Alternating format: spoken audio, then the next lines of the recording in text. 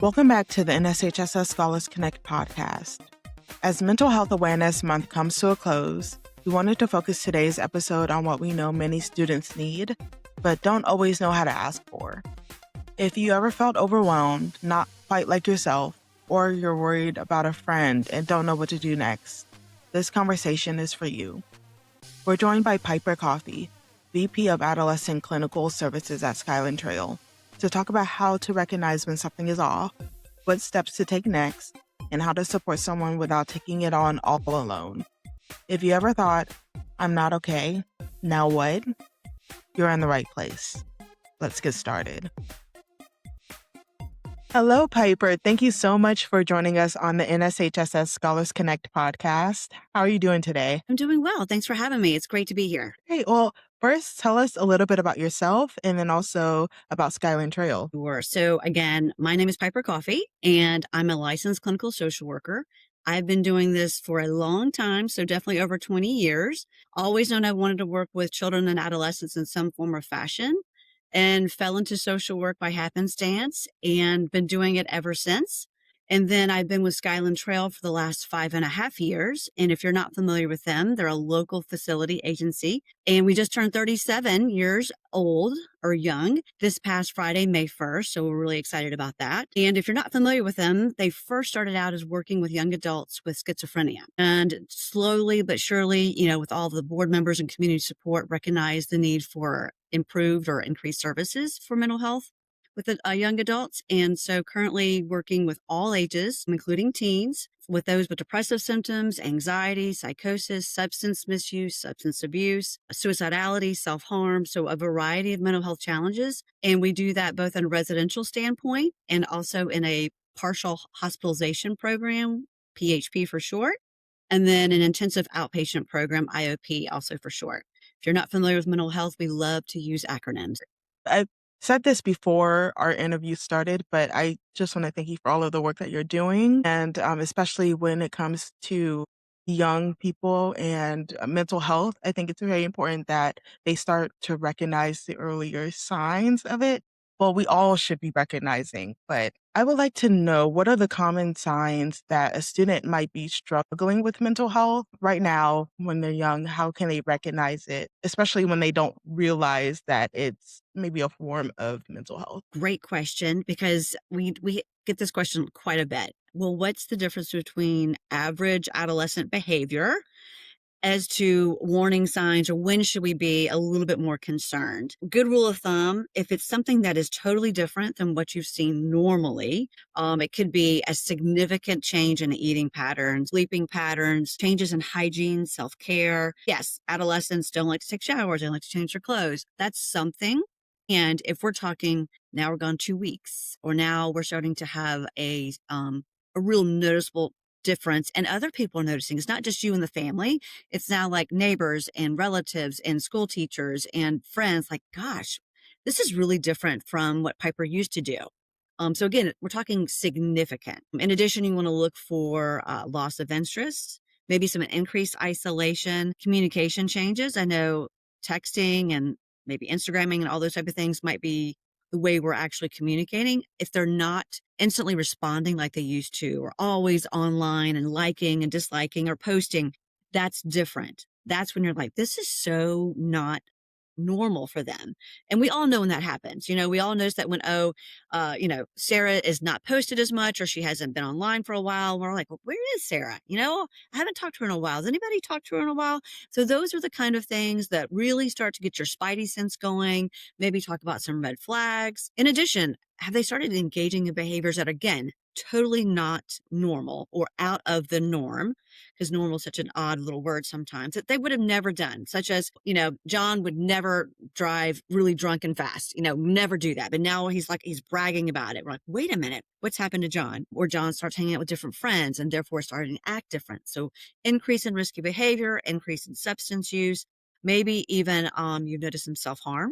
And you try to talk with them and they're blowing you off. Oh, it's no big deal, one time kind of thing, or why do you care? Right. But you're noticing that not only are they doing it, the reaction to your question is off base too. I really love that you said how to identify it apart from what is quote unquote normal. Because as we're growing up, we're learning, and that's natural to be more inquisitive. It's natural to like explore different avenues, different things. It's like, what is it that is a drastic change in character? Because I think a lot of students may notice it in themselves and others, but may not see that drastic change in character as something that is mental health related versus something that is just them growing into a different person. That's a good point because we are trying to try new things. We're growing as individuals. We got a new peer group. So therefore our likes and dislikes and interests are going to change. I think when you feel concerned, you should never not want to ask a question. We go back to that see something, say something that has been around for quite some time. There's nothing wrong with asking or digging a little deeper or pulling people to the side, because if you're noticing it, somebody else is too, right? And again, I think what really makes us, I guess, hesitant to see something, say something is, oh, it's so small, right? Or is it just a one-time thing? Maybe it's just me. Maybe I got him on a bad day. And when we talk as clinicians to parents, and we talk to kids and we do assessments, we're like, but this one time could be the time to make a difference, right?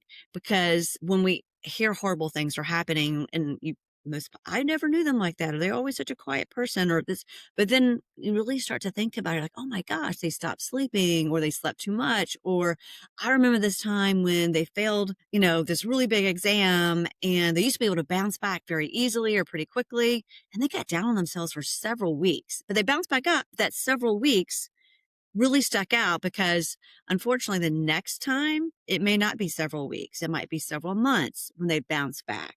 So I think it's really important to give yourself credit for knowing your friends and being observant and intuitive. And again, there's nothing wrong with checking in on people. And if they truly are your friend, they'll recognize that it's really about you caring for them versus trying to cause trouble or you're just nosy, those type of things. And that's hard. We talk with parents about having those type of conversations with their kids.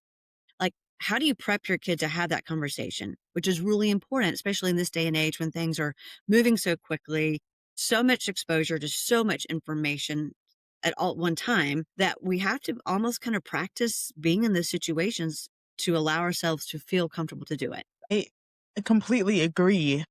Sometimes it's like you don't know when that time will come where you needed to step up, until it's too late. And then you're thinking in hindsight, you should have done more. And not saying that you should put that on yourself. You should never put that on yourself. I think it's natural to go into that deep, dark hole of what if.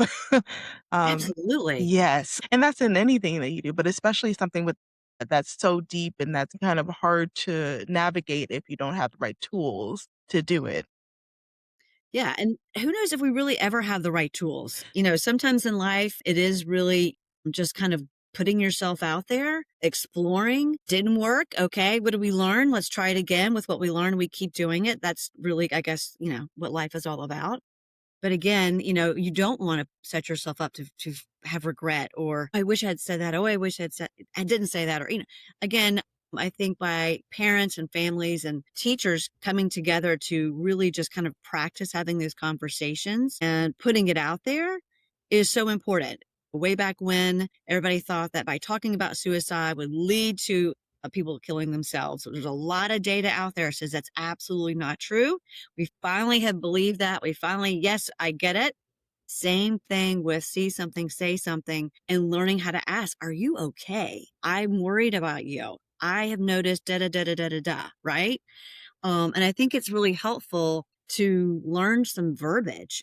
When we're talking with our kids here at the adolescent campus, we really talk about using I statements. By using I statements, we're not accusing you did this or you did that. It's really focusing on how I'm feeling about the moment. And I really hear you at this point in time. And I really want you to know I care about you and I'm here for you anytime versus I saw you do this and I think you're doing drugs. And that just automatically puts anybody on the defensive, much less, being able to hear my concern for you. Yes, and I think also with those questions, it would probably be best to prepare yourself for the answer because sometimes you'll ask those questions without being prepared for what someone may say. And then it's kind of like, well, now what? I So love having that. that verbiage is, I think, important for that follow-up step. So I'm so glad that you're having these conversations with parents and kids in order to make sure that they have the right verbiage. So when that answer comes back, they know how to navigate it a little bit further. Great example. I was doing a family session yesterday and the client was, I really want to talk to, so and so and so and so. And I said, tell me more. And they talked about, what was leading them to really have this a tough conversation. And I said, well, have you had this conversation with them before? Well, no. I said, well, let's talk about how this kind of out of the blue, tough conversation that you've never had with an individual before may be perceived. And let's talk about coping ahead on what to expect. And if you don't get what you think you're going to get, how are you going to handle that? Right? The anger or the denial or the blow up, right? Or heck, maybe just even minimizing and joking about it. I mean, like you said, we don't always get the reaction we think we're going to get. So how do we handle it? Yes, we live in a culture where it's like, I'm fine. And that's the end all be all. Like, I don't want to express anything further. But then you have the moments where you actually catch someone who really needs to get it off their chest. They need to speak on it. And I love that example of you sitting down with the students to make sure that they are prepared for what is next. And these are what anybody can do this, right? It doesn't have to be a therapist. It can be a parent. It can be a best friend. It can be a peer. It can be a coworker. It can be a colleague. It can be your partner. It's like, hey, how do we cope ahead and prepare to have a really uncomfortable conversation? And we all have to have them, and I don't care how old you are, how young you are, you're going to have one. And I do think the more we expose ourselves to having them really helps us get there and to not feel like we can't do it, or the dread, and or not even being able to be present when we have the conversation because we're so concerned, maybe even fearful of what happens. Yeah. So that actually feeds right into my next question, which is students, how can they ask for help if they don't know where to start or feel uncomfortable with opening up? Great question. Our director of education has worked in the private sector for several years. And whenever one of our kids, goes back into the community, which they do often or all the time, they don't get to stay with us forever. We always talk about finding an advocate at school. Just one person. One person. Doesn't have to be your main teacher or your homeroom teacher or your favorite teacher. It could be that one person that that you can go to and you feel that they can hear you in a safe space. So we identify that person and we talk about what that's going to look like. And so by going to them and just simply laying it all out, you can do that. You feel that they'll be able to take it to the next step, which is what you're asking for, right? I don't think majority of us ever say, hey, I need help. I think we say it in such a way that we have to be really listening and intentional, almost fine tuning our ears to say, I think they just asked me for something. I'm not sure. Let me do it. Right. And so I think when you go and you find that person, again, it could be a teacher, it can be a guidance counselor, it can be a person at your religious community. It could be maybe if you're working, it could be somebody in your job that you say, hey, I really just had a rough couple of weeks and I'm just not sure how things are going to go. So again, we're noticing this is a little out of character for Sarah to say, first of all, be this open, right? It's like, whoa, Nellie, this is really, really new for Sarah to just kind of let me know what's happening and let me in.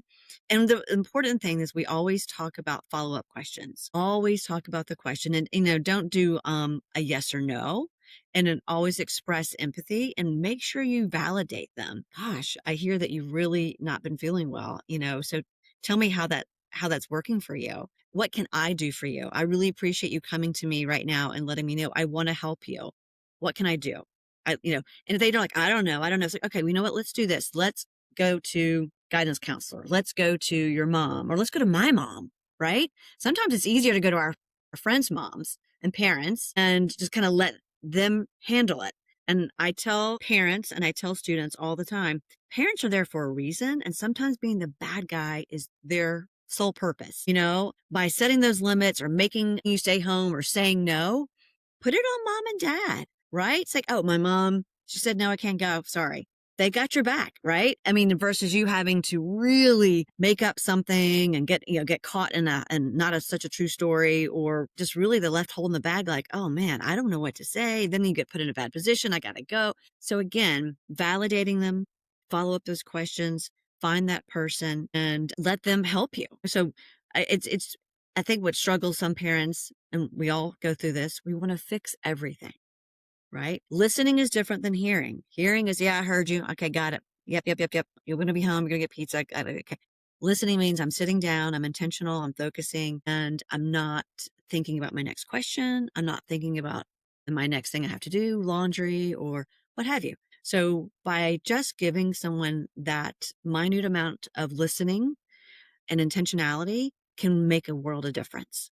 And it doesn't just, I think, stop at what they're saying, but like a part of listening is also body language and all the different forms of communication that someone may do. I think that having a trusted person to go to is such great advice, especially for students who are listening, who are in high school, who don't really know to first go to whenever something like this happens. But making sure that you have a trusted adult without even anything happening, just having someone that you know you can go to is such an important thing. It is. And again, it goes back to things we've never really thought about, having those conversations, prepping yourself for that. Where am I going to go with this? Am I just going to show up to school today and figure out how to get to my classes? No, we always have a plan, right? So let's talk about having a plan when things get really rough with school or I don't know how to say no. These conversations are going to happen earlier and earlier. We're seeing it here, when we go out and we start with high school students and now we're in the middle school. And my last conversation and presentation with middle school students was, it would not surprise me if not by the end of this year or at least next year, we would be talking to elementary. Because again, the exposure that's happening intentionally, unintentionally, right, wrong, and different, it's there. Can't make it. Genie's out of the bottle. Can't put it back in.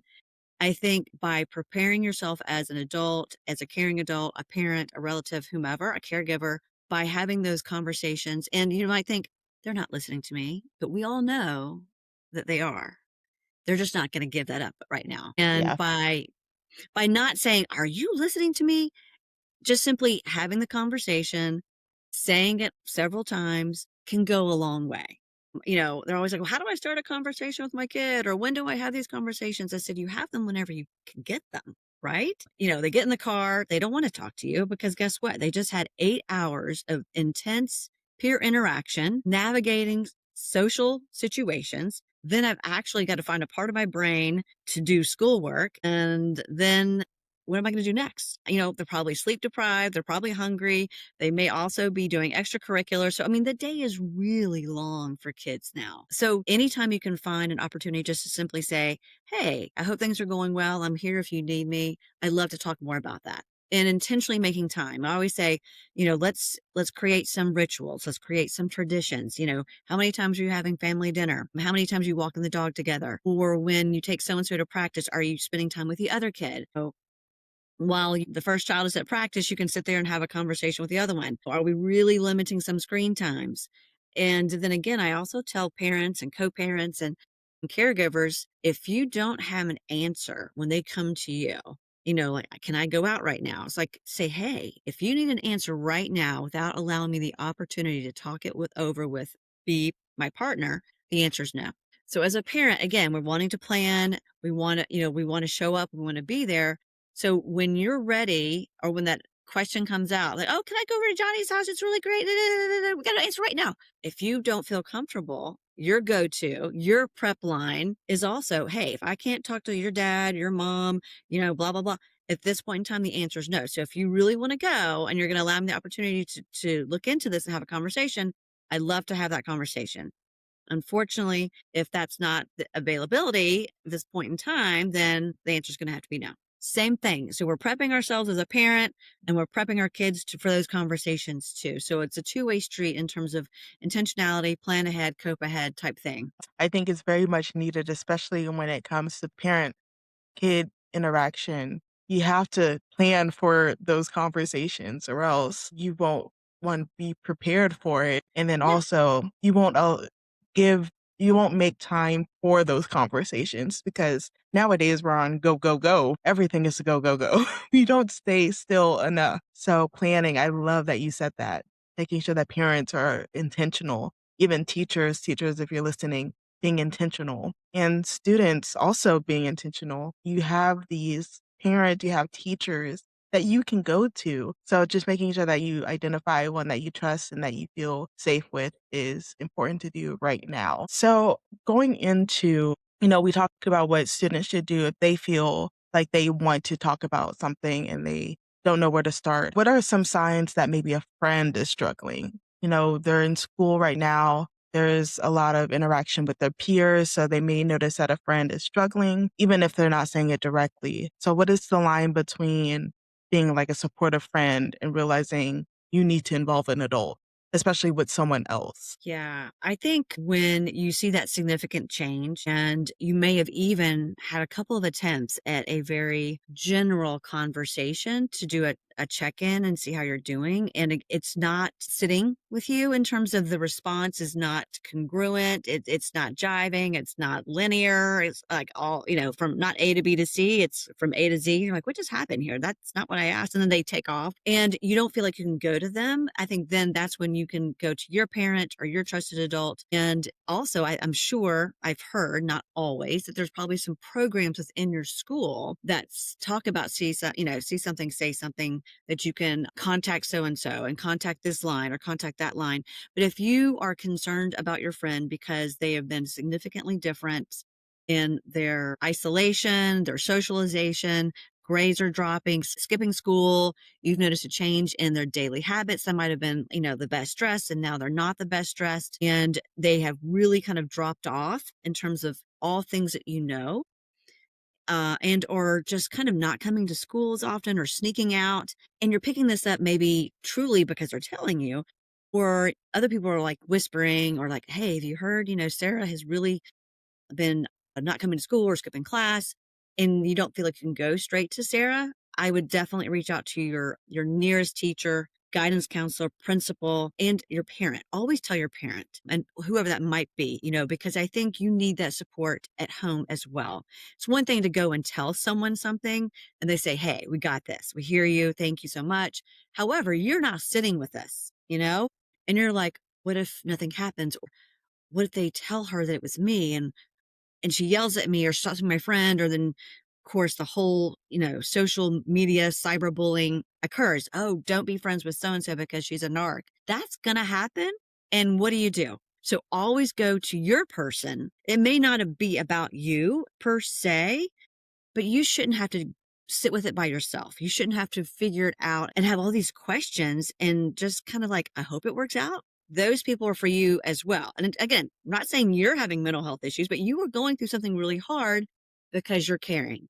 You've dropped so many just gems in this episode that I think students will really resonate with because mental health is such a huge topic. And we talked a little bit about trusted adults. What do students do if they don't have a person that they can trust, whether at home um, or they're dealing with an issue at school where they don't necessarily trust anybody there? What are like the resources or next steps for maybe students who are in that situation? Sure. So I would ask and or explore or have them explore, are you in any organizations? Are you doing any volunteer work? Are you in a religious, community? And or are you having an after school job or working those type of things? Is there someone within those arenas that you could possibly pull aside and say, hey, and you could do a hypothetical, you could say, hey, I'm going through this situation, or I know a friend of a friend, right? It's always a friend of a friend. And I want to do something because I'm concerned. However, I don't have anybody that I feel that I can say that to. What should I do? Where should I go? And, always worst case scenario, 911. I want people to know that 911, 988 is out there in here. It's across the United States. I think it's even in Europe. I can't even remember. And I just saw some statistics that's saying that by having 988 out there for almost a year, I believe, maybe even two, I can't remember, that suicide rates have gone down just a smidge.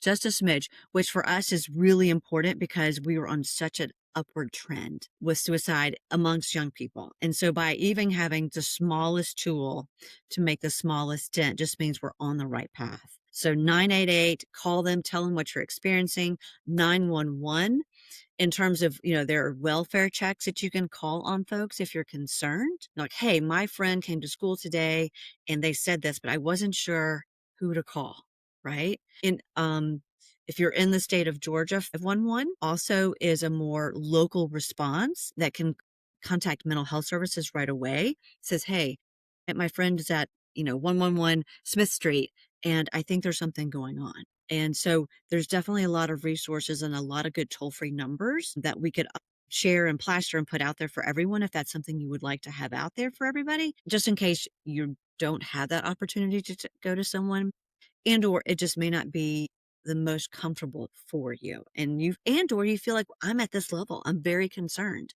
I think it needs to go past a conversation. Thank you so much for answering that, just because it was a part of my thoughts while we were having the conversation. It's like, oh, maybe we should make sure that we address maybe some students who may not feel comfortable talking with the parent or maybe an official at school, which does happen. Absolutely. Yeah. I mean, Yeah. everybody is different and everybody's comfort level is different. And I think we're all in agreement. I think the fact that someone cares enough to say something to whomever is the most important piece here. I agree, of course. Like I said, this is such valuable information, not only for young people, but I think just in general, if someone is listening and they're struggling, they know who to call and what to do. So, what are some of the smaller mindset shifts or habits so that students can manage pressure in a healthy way? A lot of our students are high achieving students who are going through, I'm sure, a lot in their brains. They're busy, they're doing a lot. So, what are some ways that they can manage that stress in a healthy way? Perfect. Because you guys are students today. I don't know if I could do what all that they're doing. And so Agreed. it is a lot. Absolutely. I think structure, daily schedules, realistic expectations. Let's do a mind shift. Let's really talk about realistic expectations. And we all have those, goodness, what do we call them? Just those little bitty nuggets of thoughts that kind of, we think this is where we're supposed to be. I'm supposed to be going to Harvard. Or I'm supposed to be going to Loyola. I'm supposed to be an MD.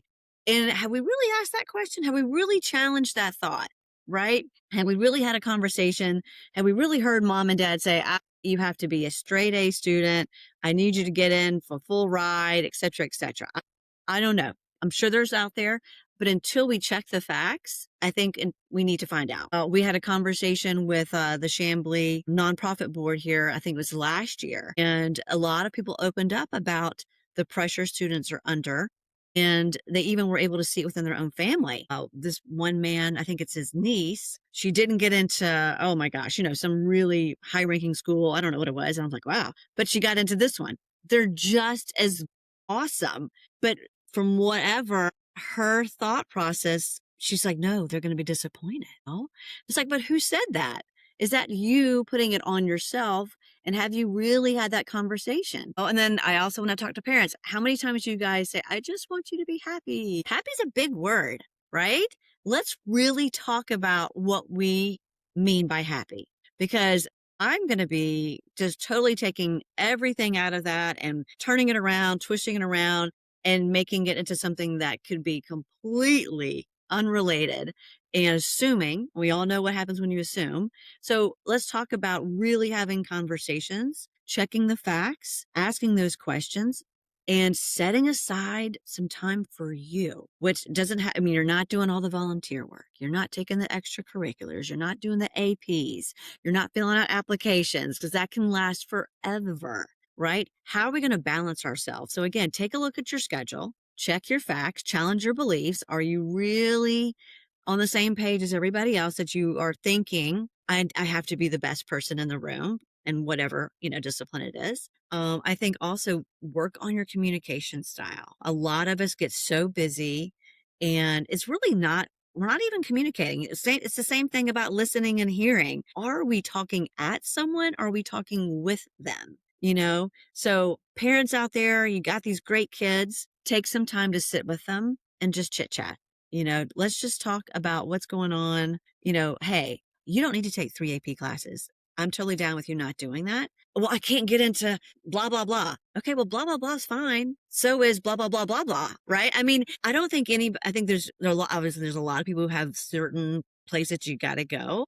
And that's a whole nother conversation. But for yourself, you can do these small things, set your boundaries, set your limits, set your expectations, check your facts, and give yourself a moment to be you, right? Create the resilience, create the opportunity to self energize, to recharge, and to remember who you are. That because at the end of the day, and I'm telling you, when you get to be my age, and everybody doesn't want to hear that, it takes on a different flavor, totally different perspective. So I think, make sure you get a good support group who's also keeping you grounded. And if you do have that parent or that community person, that advocate, the trusted adult, wherever they might be in your circle, go to them and say, hey, am I off base right now? Or should I take 6 classes versus 4 classes? Oh, is calculus 3 really going to make a difference when I apply to, Boston University or, UCLA? Is it really going to make that difference like right here, right now? Or can I take it as a freshman or even a sophomore at UCLA?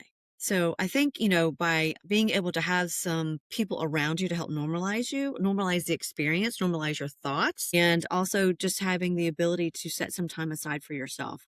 Put it on the schedule. If you're a schedule person, which I am, I'm a post-it guy. I have a paper schedule. I got a computer schedule. Schedule the time in and start with 5 minutes. I think a lot of times when we want to start doing something, whether it be reading a book or, exercising or this and that, we want to take a giant chunk out and make it happen right here, right now. Immediate gratification. Start with 5 minutes. You'd be surprised if you simply sit with 5 minutes just with yourself, turn your phone away, put your screen down or listen to your music or do deep breathing, meditation, muscle relaxation, take a walk your dog, talk to your friend on the phone or talk to them face to face.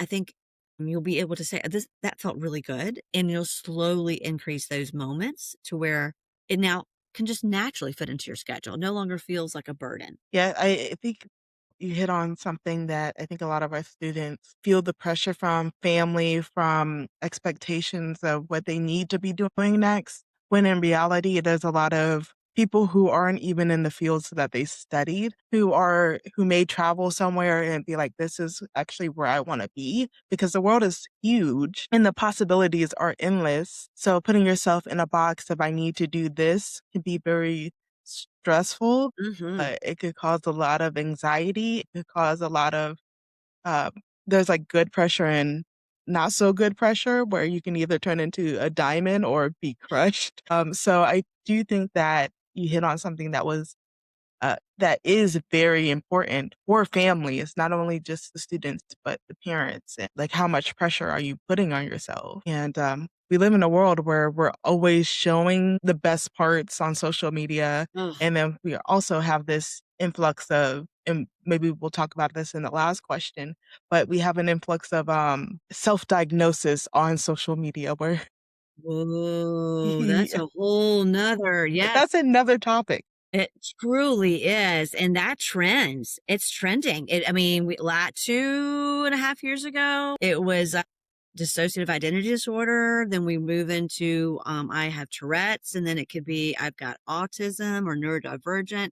So it's unfortunate that TikTok, Instagram, all these social medias can inadvertently lead us down a wrong road of self-diagnosis and then, of course, self-deprecation. And then just maybe some really bad moments where we're not reaching out and, again, checking the facts and reaching out to people who can say, I don't think that's where you are right now. But let's talk about what led you to get there. Yeah. What was going on that was being said or that you really resonated with that influenced you so much to think that you are in this category or that you were experiencing these symptoms? What's happened there that you really want to explore? You know, so I love how you said, it's either a diamond or being crushed. Absolutely. So let's find out how we can get to the diamond in a way that's healthy, but I'm also supporting you and I'm hearing what you are experiencing. because obviously you're experiencing something that has led you to think this is where you are. And we want to make sure that whatever it's happening, you're getting the most accurate, up-to-date, evidence-based information so when you do seek support, counseling, help, whatever, and this could be medical diagnosis too, you're getting the right one. And so you're feeling validated and you're not walking away going, no one ever listens to me. See, I told you this is what happens.